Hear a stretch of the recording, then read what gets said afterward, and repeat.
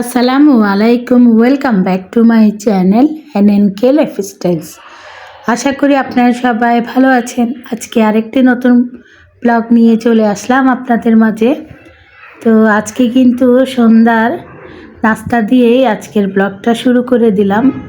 আজকে বাসায় মেহমান এসেছিলেন, তো মেহমানের জন্য একটু আয়োজন করা হয়েছে। আর এই যে মেহমান এসেছেন উনি কিন্তু মিষ্টি খান না, মিষ্টি খাবারটা কম খান, এই জন্য সব ঝাল আইটেম।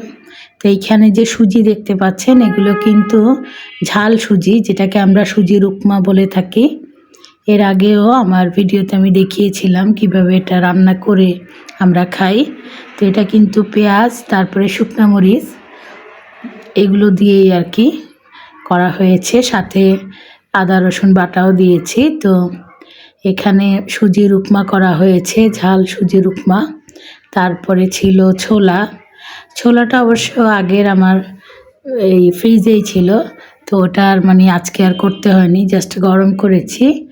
আর সুজির উপমাটা রান্না করলাম, সাথে ছিল নিমকি আর ছিল বিস্কুট আর চা। তো এগুলো দিয়েই আমরা সবাই মিলে সন্ধ্যার নাস্তা খেলাম।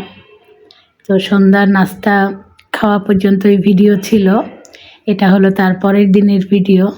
পরের দিন আবার নাস্তা খেয়ে প্রচুর কাজ বাসায়, কারণ একটু ঝাড়া মোছার কাজ আর কি করছিলাম আমরা সবাই আজকে 2-3 দিন ধরে। তো আজকে ড্রয়িং ডাইনিং রুমগুলো ছেড়ে পরিষ্কার করে তারপরে চলে আসলাম রান্না করতে। তো আজকে কিন্তু বেশি রান্না করব না, 2টা রান্নাই করব। এখানে ভাত বসিয়ে দিলাম। আর অনেক দিন ধরে টক ডাল খেতে ইচ্ছা করছিল টমেটো দিয়ে। আমাদের বাসায় টক ডাল রান্না করলে আমি আর মাই খাই, ভাইয়ের মেয়েটা তেমন একটা খেতে চায় না। তো ওই জন্য ভাবলাম যে আগের একটু ডাল আছে, ওটাতে তো আর ওটা এমনি ডাল, টক না, আর আজকে একটু টক ডাল রান্না করি। তো এখানে ডালটা কিন্তু মসুর ডালটা, এই টক ডাল রান্না করলে হলুদের সাথে হলুদের গুঁড়ার সাথে একটু মরিচের গুঁড়া, ধনিয়ার গুঁড়াও দিয়ে থাকি।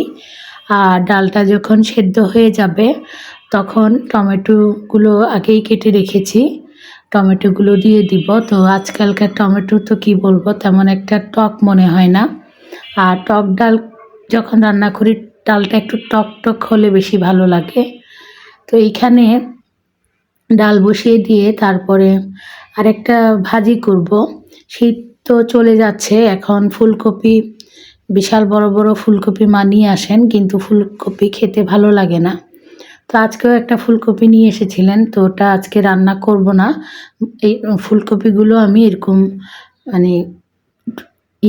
কোয়াগুলো খুলে রাখলাম।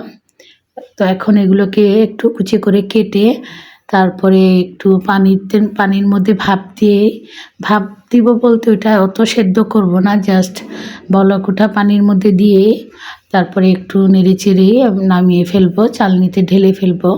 আর আজকে ডিম দিয়ে ফুলকপি ভাজি করব। মাঝে মাঝে কিন্তু শীতের সময় ডিম দিয়ে ফুলকপি ভাজি করে খাই, এবছর এখনও খাইনি। তো এখানে যে টক ডালের যে কথাটা বলছিলাম, টমেটোগুলো তো দিয়ে দিলাম, ডাল আমার সেদ্ধ হয়ে গিয়েছে। টমেটোটা যখন কিছুক্ষণ গলে যাবে তখন কিন্তু ডাল ঘুটনি দিয়ে আবার ঘুটে টমেটোর টকটা বের করে ফেলবো। তো তারপরও কিন্তু তেমন একটা টক লাগে না। তো আমি আবার করি কি, যে বাসায় তেঁতুল থাকে আমাদের বাসায় সব সময়, তো কয়েক দানা তেঁতুলের বিচি পানির মধ্যে ভিজিয়ে রেখে দেই। তো এই যে দেখেন ভিজিয়ে রেখেছি।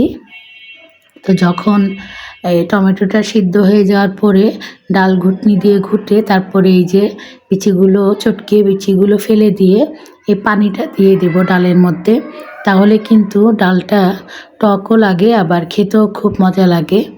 তো আমি যখনই টক ডাল রান্না করি, জলপাই দিয়ে রান্না করলে আমাকে তেঁতুলের এই টকটা দিতে হয় না, জলপাইতে প্রচুর টক। আবার চালতা দিয়ে রান্না করলেও কিন্তু দিই না, চালতাতেও কিন্তু টক ভাবটা বেশি থাকে, কিন্তু টমেটোতে মনে হয় যে টকটা কম থাকে। এই জন্য টমেটো দিয়ে ডাল, যখন টক ডাল, পাতলা ডাল একটু রান্না করি তখন একটু তেঁতুলের পানি দেই।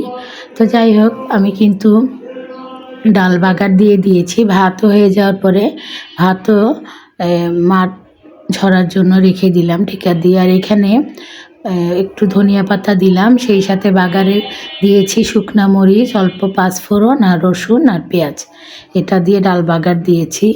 আর কি যে মানে সুন্দর একটা ফ্লেভার আসছিল ডালের থেকে, সেই সাথে ডালটা খেতেও কিন্তু খুব মজা লেগেছে। আর অল্প করেই রান্না করেছি, 2 বেলাতেই আর কি ডাল খাওয়া হয়ে যাবে।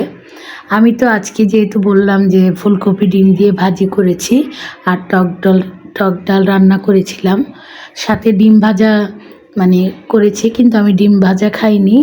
আমি টক ডাল আর যে ফুলকপির যে ডিম দিয়ে ভাজি করেছিলাম সেটা দিয়ে পেট ভরে ভাত খেয়েছি, খুবই মজা লেগেছে।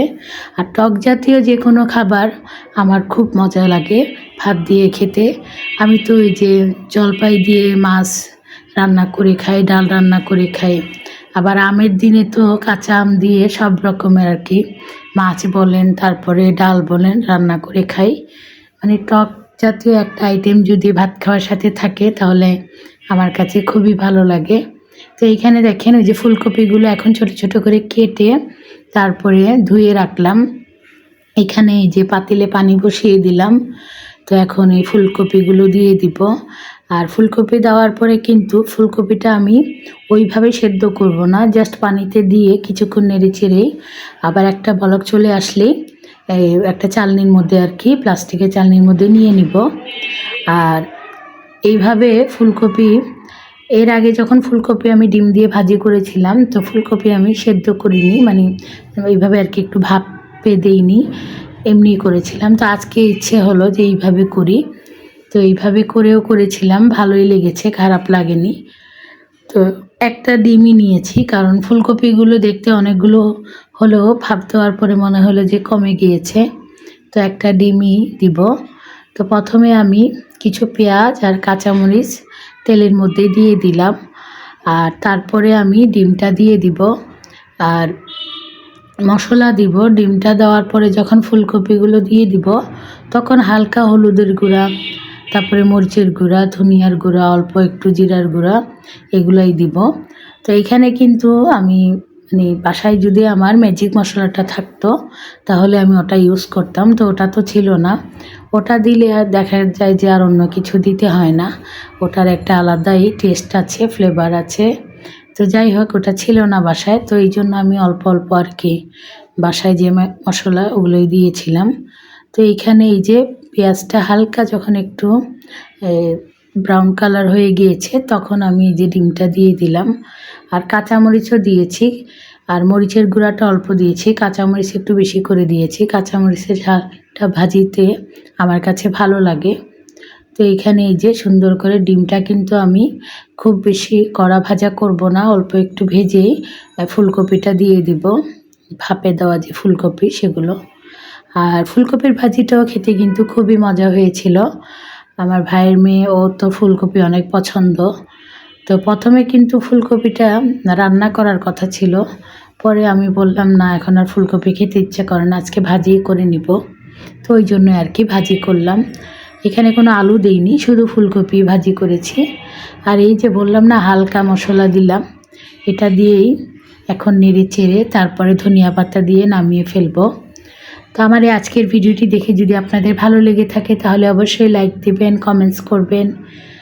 আর যারা নিয়মিত আমার ভিডিও দেখছেন আমি আপনাদের সবাইকে জানাচ্ছি অসংখ্য ধন্যবাদ। আর আপনারাও কিন্তু একদম 100% নিশ্চিত থাকতে পারেন আমি আপনাদেরকে ফুল ওয়াচ করে দিচ্ছি। কমেন্ট ওইভাবে না লিখলেও আমি কিন্তু ভিডিও অন করে রেখে দিই। আর বিশ্বাসটা হলো আপনার নিজের কাছে। তবে এটাই ঠিক, যারা আমার ভিডিও দেখবেন আমিও ইনশাল্লাহ আপনাদের ভিডিও দেখব, ফুল ওয়াচ করে দিব। তো এই যে দেখেন ফুলকপি ভাজিটা হয়ে গিয়েছে। তো আজ তাহলে এ পর্যন্তই, দেখা হবে ইনশাল্লাহ পরের কোনো ভিডিওতে।